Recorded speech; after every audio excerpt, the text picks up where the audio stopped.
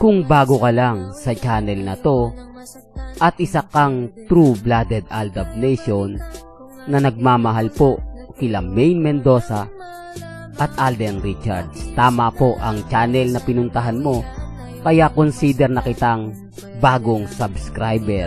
Welcome back mga kaaldab. Ito na naman po ang inyong lingkod, si Mr. Destiny. At syempre panibagong update na naman po tayo.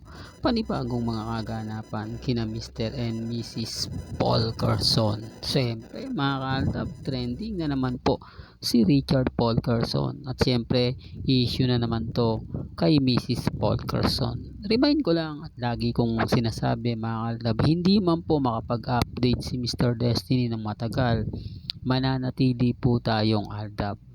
Mananatili po tayong Aldab Nation mga kaaldab. Kaya hindi po, huwag po kayong magpapadala, magpapa-apekto sa mga sinasabi po nila na wala na si Mr. Destiny kasi natanggap niya na yung katotohanan. Huwag po kayong padadala sa mga ganyan. Kasi ako hindi naman po ako natitinag. May mga bagay-bagay lang po mga kaaldab na hirap nga po talaga tayo. Sana maintindihan ninyo. Kaya nga sabi ko, sana suportahan yung channel natin para lalo po tayong lumakas. Hindi po ba? Kasi sabi ko nga po sa inyo, ako naman po sa Aldab fans lang naman talaga umaasa. Sa mga since 2015. Hindi na po tayo kumukuha pa ng mga bagong viewers, bagong followers. Kasi dito pa lang po sapat na ako. Dito pa lang po naiintindihan nyo na at nauunawaan kung gaano nga po ba talaga ka Aldab si Mr. Destiny. Ngayon ang daming issue kay Alden. Normal lang po yan. Dahil nga po may teleserye sila ni Nadine Lustre, ang Love Siargao. Ang ibig kong sabihin, series lang siya na talaga naman pong inaabangan ng lahat. Alam nyo, hindi pa naman po nagsisimula yung mga ganyang kumbaga update tina Alden at kay Nadine. Maingay na.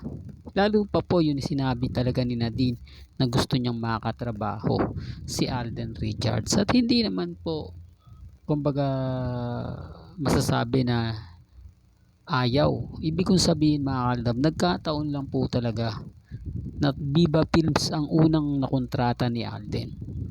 Kung matatandaan nyo, hindi po ba na partner niya agad-agad si Heaven Paralejo?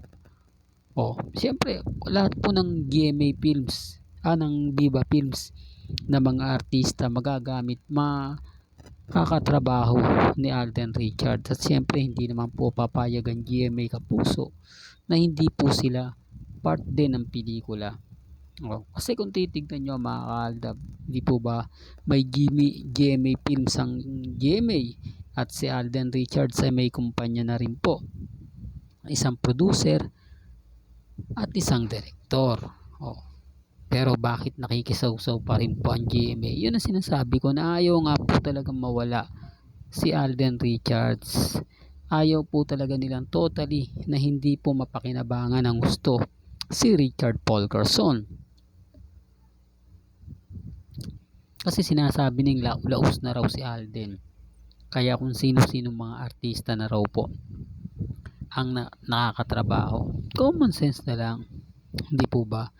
Pag sinabing laos, hindi ka nakukunin o wala na pong management ang magsasabi sa iyo ng ganito, magsasabi ng ganon. Para lang klaro.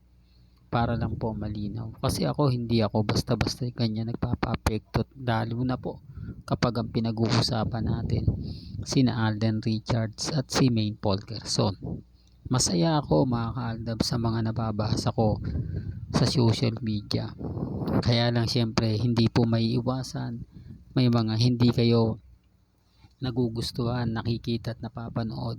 Sa ngayon kasi mga kaaldab, tama naman po sila. Wala tayong makukuhang ebidensya at resibo na papabor sa fandom ng Aldab Nation. Kaya tahimik lang muna tayo.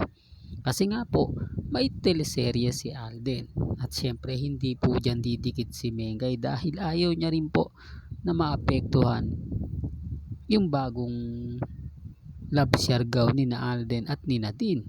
Kaya nga po, dumidistansya na rin si Maine.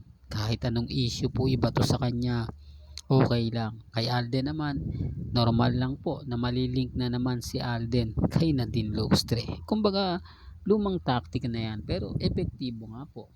Kaya nga sabi ko sa inyo, ito yung mga taktika nga pong madalas ginagamit. Pero 101% na kumbaga epektibo. Oh, hindi po ba yung mga ganyang issue na keso ganito, keso ganun, mas yung iba nga po mga kaaldab sinasabing buntis, sinasabing nanliligaw, sinasabing madalas kumain sa labas, na kahit na may karelasyon ng iba. Kahit nasasabihin natin na ganito ganyan, may dumadalaw sa set, tapos may mga ganto, normal lang po yun. Kaya nga po sabi ko sa inyo, kung si Alden ngayon, sobrang init, sobrang ingay sa social media dahil nga po sa love siargao. Kaya mananahimik lang siya sa mga issue na ibabato. Mananahimik lang siya at pahayaan niya lang yung mga fans na gumalaw. Parang ano lang yan eh. Hello Love Again, kung matatandaan nyo. Na kung saan nga po mga kaaldab, dumating yung point na napakaraming artista, napakaraming mga issue ang kumalat ng mga panahon na yon dahil nga po sa laki ng budget na inilaan nga po sa Hello Love Again, kailangan po nilang palakasin. Kaya nga po may mga video na kumalat po sa social media, yung mga behind the scene na kung saan sobrang sweet daw ni Alden, sobrang alaga daw si Catherine, at yung mga ibang fans naman po ay naniwala. Gumawa po sila ng kung ano-ano mga reels, AI, at yung ibang mga senior naman po, mga mommies, tuwan-tuwa, lalo na po yung mga hindi Aldab Nation. Kasi nga po mga Aldab, natalo na daw tayo eh. Yung iba namamayagpag na. Pero sa bandang huli, ano nga po ba nangyari? Nga. O ngayon, karelasyon niya na at ipinalalandakan na ni Catherine. Po ba? Pero hindi yan ang topic natin. Gusto ko lang po kasing linawin sa mga dumadaan at siyempre sa mga kritiko na rin po ni Mr. Destiny na kahit anong gawin po ninyo, kahit ano pong sabihin nyo po sa akin, wala rin pong epekto yan. Kasi sa bandang huli mga kaaldab, sila rin pa rin po naman ang talo eh. Sila pa rin po ang masasabi natin na hindi nagtagumpay. Ako mga kaaldab, sabi ko sa inyo, aminado ako na nasasaktan din po tayo. Lalo na po kapag nakakita tayo ng mga hindi maganda sa social media, nakakabasa tayo ng nakakainis, nakakabwisit, at syempre yung mga mommies magre-react sa akin, ako Mr. Destiny, ano ba tong mga ganito, kaya naiinis kami kay Alden, etc. etc. Di po ba? Normal lang po kasi yung mga ganito kapag dumarating po ang mga teleserye nila. Tahimik lang si Alden, hahayaan niya lang po yung mga taong gusto po silang magsama. Kaya kita nyo, sabi ko nga po sa vlog ko, si Mengay dumidistansya rin. Hindi na siya katulad ng dati na talagang ganito ganyan. Kasi alam niya na maapektuhan po ang teleserye ni Nadine at ni Alden Richards. Real talk niya mga kaaldab. Kaya kahit anong issue po na binabato sa kanya, tahimik lang siya. Lalo na nga po sa sinasabing buntis, wag po kayong maniniwala. Di po ba may buntis pang ganon? May buntis bang todo giling? May buntis bang sobrang sexy? Halos wala mo, hindi mo na makakita yung ano sa tiyan. Tapos kung manamit si Mengay, kitang kita naman. Oh, pero hindi ako namimilit. Sabi ko nga po sa inyo, may kanya-kanya po tayong opinion. May kanya-kanya po tayong pananaw na nire-respeto ko naman po yan at ginagalang.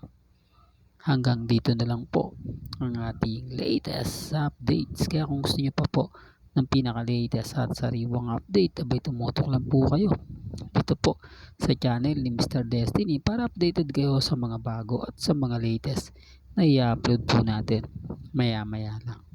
Hanggang sa muli, salamat po sa panonood at pakikinig.